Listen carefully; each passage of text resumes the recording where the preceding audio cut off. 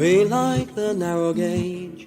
Hello everyone, going to start with this, then we'll have a little clip of something slightly different to normal running past, and then there's a little bit of a additional at the end. So, I recently joined the 009 Society. Here's my membership card, the reverse of, which has got static grass on it. So there's a website if you want to look it up. And yeah, the stuff arrived last weekend, and okay, that's cool. And there's a lump in it, and there is a badge you can get. It costs a bit extra to get the pin badge, and I thought, well, I didn't really have a use for that, so I thought no. What's this lump then? If they sent me one by mistake, I'll send it back, whatever. No, I obviously missed the bit where it said you get a free kit. So here we are, the 009 Society members exclusive kit steel sided wagon. Now, apart from just injuring myself opening it, which is my own fault entirely, trying to get the staple out, a nice little packet. Right, let's just carefully do this one-handedly, because that's how you get little kits out of bags, isn't it? What do we get? Well, time on tradition, obviously, we look at the instructions, that's what they are. There we are. Construction is straightforward. There should be minimal flash, but clean away for starting. Take one end and one side. The two sides fit outside the end. Fit the other end, take the floor and fit between the ends. Add the remaining side, leave to dry. Fit the solder bars under the floor, wagon ends, add the wheels, and just as the wagon is level. Add the brake shoes between the wheels and the brake levers. Brakes may be fitted on one or both sides. Brakes may be trimmed to work on one wheel only. There we are. So you get two axles of metal wheels. That's pretty cool. You see that's how the mistake starts. It's finding out how unlevel a desk can actually be. So the ideal thing to do is actually to put the wheels like that. Right, so there we are. We've got a nice planked floor to our wagon there. Presumably this is a Dundas kit, there's the sole bars. Oh, okay, we've got two floors. Two floors, one wagon. So we get to muck one up. And there's our side pieces and end pieces there. There we go. Very nice, very nice. And that'll go nicely with the one I put into the fictional livery of the East Kirkby Light Railway.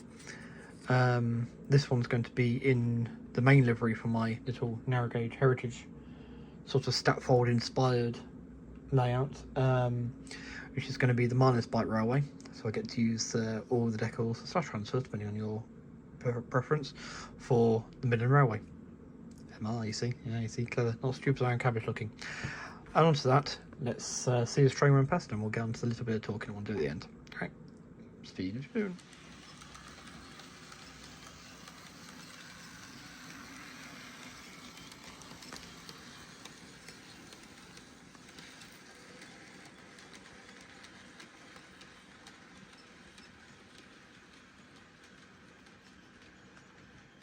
Right, step 3. So, I hope you enjoyed that BR78. It's a Fleischmann model with a Fleischmann coach and two Minitrix coaches. I got it right. Oh, wow. So, 009, yes, you know, the Miners Bike Railway, using the MR stuff. Just noticed we've got a broken brake block. Looks like I'll be using one brake block for mine, and one of the arms is snapped. Is that showing? Yeah, there we go.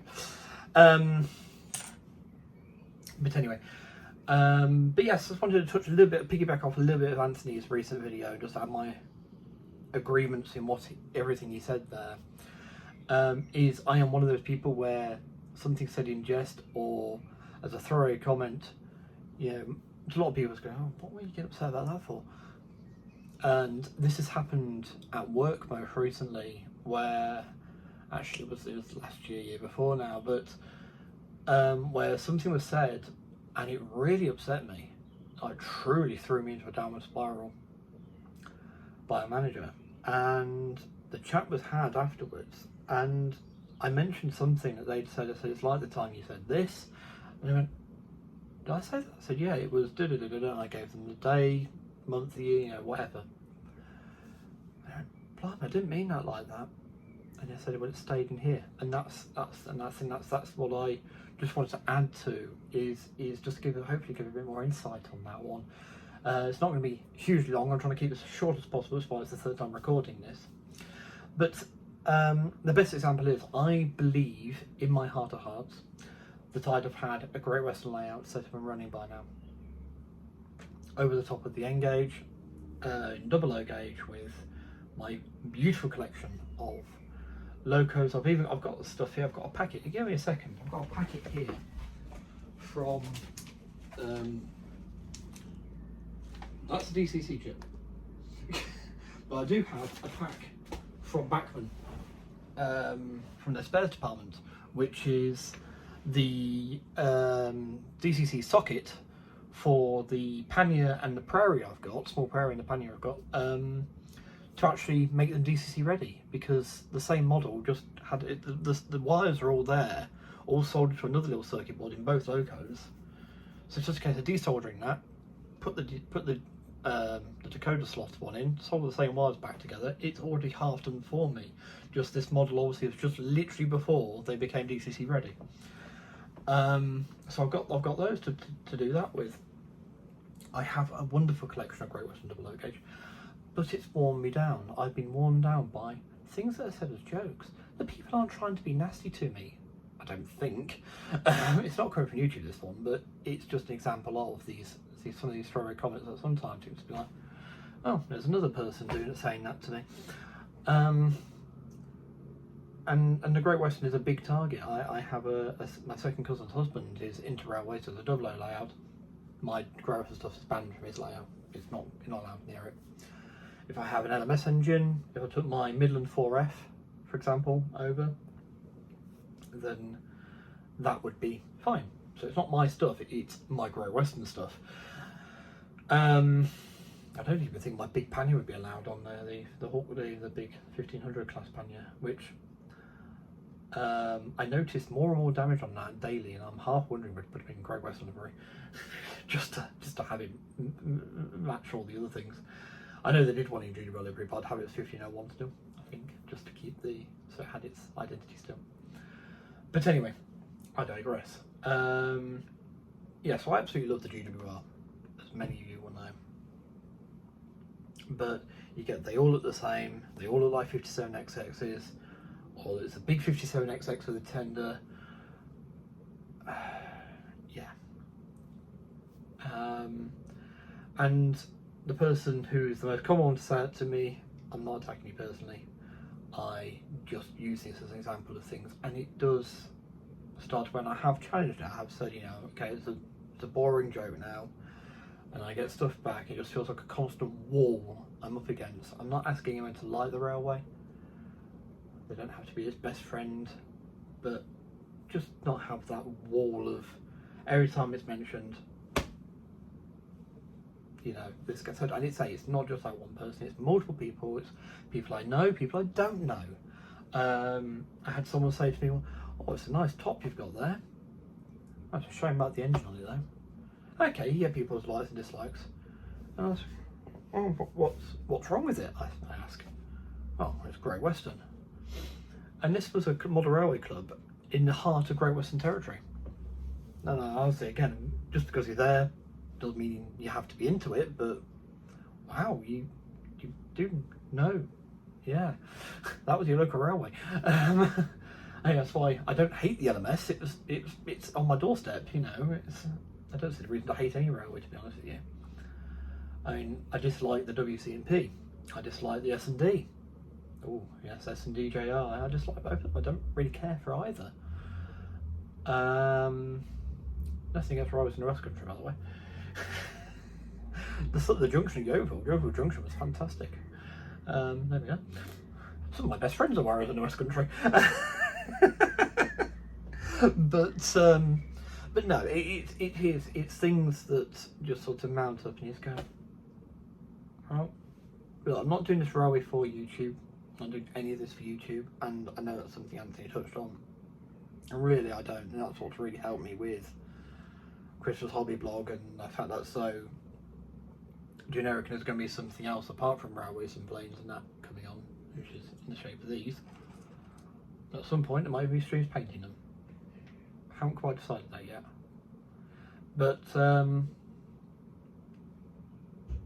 yeah, I just wanted to put it out there that those, without these things, because I'd want to share it still, and I want to share it with friends that I've got off YouTube, friends that are on YouTube, and on both. And my Narrowgauge stuff, and actually to a degree my Japanese stuff, gets, you know, we do alright these days, thankfully. But yeah, the Great Western stuff just gets that wall, and I think that's just, whilst it might be a throw joke to you, when it's pushed through enough times, you know, and even when someone otherwise you think, hey, I've got a Roro friend within the family, actually says, please don't bring any of your Great Western stuff to my layout. Now, joking or not, that hurts a little bit, you know. Yeah, respect to the request. I'm not going to try and force the issue, but it's just like, wow. So yeah, I just wanted to sort of add some weight there, and the fact that, you know, the German loco running on Japanese made track here in the UK sort of pushes that comment again that was made, and this again probably wasn't meant the way that it stuck with me. It was I'm going to say it was Wardle Road. He made a comment on the stream. I've said, I mentioned this before. Have you ever considered just doing something British?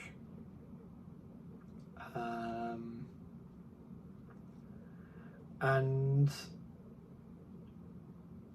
that probably was meant as a joke. It was probably meant as a throwaway comment. He probably had no malice at all in there. And at that time, because I seem to remember I reacted badly to it. I don't mind admitting I reacted badly to it. But at the time, it was after I'd had, that same year, I'd had death threats for what I was doing. I'd had all sorts of crap for it. And that was the point where I was right. And then I stupidly forced myself to try to do something in British. Now, end of last year, coming into this year, I've generally had that, and I've enjoyed running my Japanese trains. There's been a couple of times where I've nearly gone, sorry, I do all Japanese. But I can't. I do still hold true. I've got some pre-orders still coming in this year from Japan. There's some items I want to make sure I've got, regardless of, because they're not going anywhere. Any of that Japanese stuff stays exactly where it is, because it's more than just a train collection to me. Personal reasons push it further. So some items I want it, so I'll always run them, and I'd like to have the opportunity to run some of these other items. But I still do feel I've run my course with it for a while. So yeah. With that said, I'm very excited about doing some double NI stuff. Even if I was to suddenly turn around and do the double O Great Western on top, I've decided in my head I'm doing it, and you know, a policy of, because that's the thing, is we acknowledge the problem, that how we're going to get around it, how we're going to deal with it and walk forward. That's the next bit I'm now thinking about, which is something that the counselling, everything has taught me, is, you know, we need to verbalise the issue. What are we going to do about it? What's going to happen moving forwards? If we can do anything, can we control it? And to be honest, I think I might just do a radio silence if I get comments. If I get comments on YouTube, I'll delete them. Do you want?